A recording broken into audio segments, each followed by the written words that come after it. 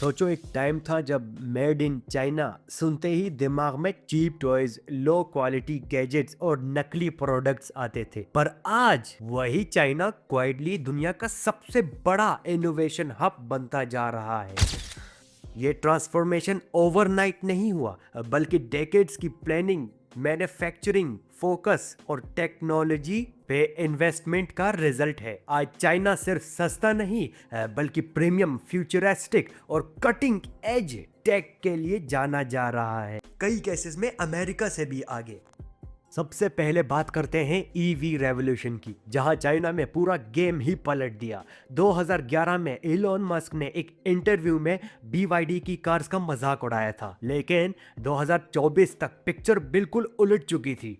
BYD ने Tesla को revenue और सेल्स दोनों में पीछे छोड़ दिया। $100 बिलियन से ज्यादा का बिजनेस। आज टेस्ला खुद BYD से बैटरीज खरीदता है। BYD ने ऐसी बैटरीज बना दी हैं जो सिर्फ 5 मिनट में 400 किलोमीटर की रेंज दे देती हैं।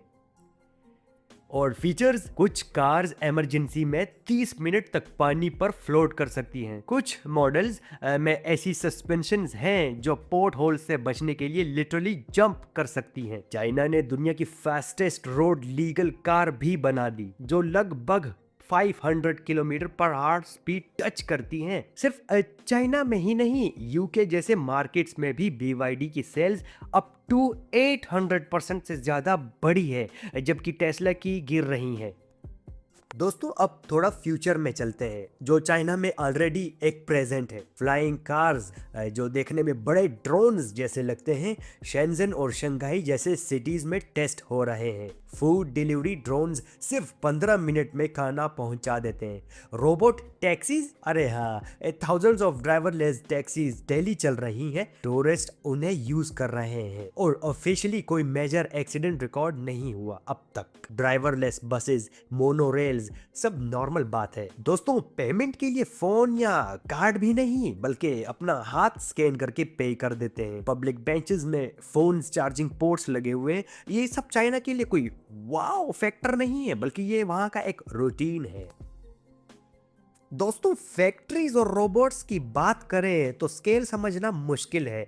हर दिन 2 मिलियन से ज्यादा रोबोट्स चाइनीज फैक्ट्रीज में काम करते हैं। होटल्स में रोबोट्स एलिवेटर्स यूज करते हैं रूम सर्विस डिलीवर करने के लिए। चाइना ने वर्ल्ड ह्यूमनॉइड रोबोट गेम्स भी होस्ट किए, जहां फुटबॉल, बॉक्सिंग और टेबल टेनिस रोबोट्स खेल रहे थे। कुछ कंपनीज ऐसे ह्यूमनॉइड रोबोट्स बना रही हैं जिनकी स्किन बिल्कुल ह्यूमन लाइक लगती है। और हाँ, कुछ फैक्ट्रीज में रोबोट्स दूसरे रोबोट्स को बना रहे हैं। Welcome to the terminator world मेरे दोस्तों infrastructure is on another level. China के टायर 3 सिटीज की रोड्स और प्लानिंग इंडिया के टायर 1 सिटीज से बेटर हैं। चोंगशिंग जैसे माउंटेन सिटी में मेट्रो ट्रेन सीधा रेजिडेंशियल बिल्डिंग के बीच से निकलती है। वही दुनिया का सबसे डीप मेट्रो स्टेशन भी है, 100 मीटर से ज्यादा अंडरग्राउंड। टेरेन इतना कॉम्प्लेक्स है कि कार्स के लिए स्पेशल एलिवेटर्स बने हुए हैं। शेंसेन की स्टोरी तो और भी क्रेजी है दोस्तों। 40 साल पहले एक फिशिंग विलेज, आज है चाइना का सिलिकॉन वैली। वहां 57 स्टोरी बिल्डिंग सिर्फ 19 दिन में बना दी गई और एक 10 स्टोरी बिल्डिंग 28 घंटों में। पर सवाल ये है, चाइना इतना फास्ट ग्रो कैसे कर रहा है? सबसे बड़ा रीजन मैं बताता हूँ, मैन्युफैक्चरिंग। चाइना की GDP का लगभग 27-28% मैन्युफैक्चरिंग से आता है। ये सेक्टर अनस्किल्ड और सेमी स्किल्ड लोगों को लार्ज स्केल पे जॉब्स देता है, अनलाइक सिर्फ IT या सर्विसेज। दूसरा फैक्टर है सिविक सेंस और स्ट्रिक्ट इन्फोर्समेंट।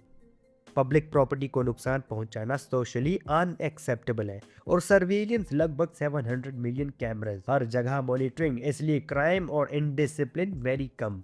दोस्तों लेकिन पिक्चर का डार्क साइड भी है। चाइना का वर्क कल्चर इनफेमस 9 to 9 है, आपको पता है। सुबह 9 से रात 9 बजे, हफ्ते में 6 दिन तक। फॉक्सकॉन जैसे फैक्ट्रीज में प्रेशर इतना एक्सट्रीम था कि 2010 में मल्टीपल वर्कर्स सुसाइड्स हुए। कंपनीज ने बिल्डिंग्स पर एंटी जंप नेट्स तक लगा दिए। डेमोग्राफिक क्राइसिस भी सीरियस है वहां पर। बर्थ रेट सिर्फ एक चाइल्ड पर वुमेन है। यंग लोग शादी और किड्स से दूर भाग रहे हैं। पॉपुलेशन रैपिडली एजिंग और बूढ़ी हो रही है। रियल एस्टेट बबल भी फूटा। 6.5 करोड़ से ज्यादा एम्प्टी होम्स, घोस्ट सिटीज और एवरग्रैंड जैसे जायंट्स $300 बिलियन डेट के साथ डिफॉल्ट कर गए। एंड में सबसे इम्पोर्टेंट लेसन, स्पेशली इंडिया के लिए, पॉपुलेशन प्रॉब्लम नहीं होती मेरे भाइयों। पॉपुलेशन को यूज ना कर पाना प्रॉब्लम होता है। चाइना में मैन्युफैक्चरिंग के थ्रू अपनी ह्यूज पॉपुलेशन को एसेट बनाया। आज वही कंट्रीज जिन्होंने पॉपुलेशन कंट्रोल किया बच्चे पैदा करने के लिए पैसा दे रही हैं।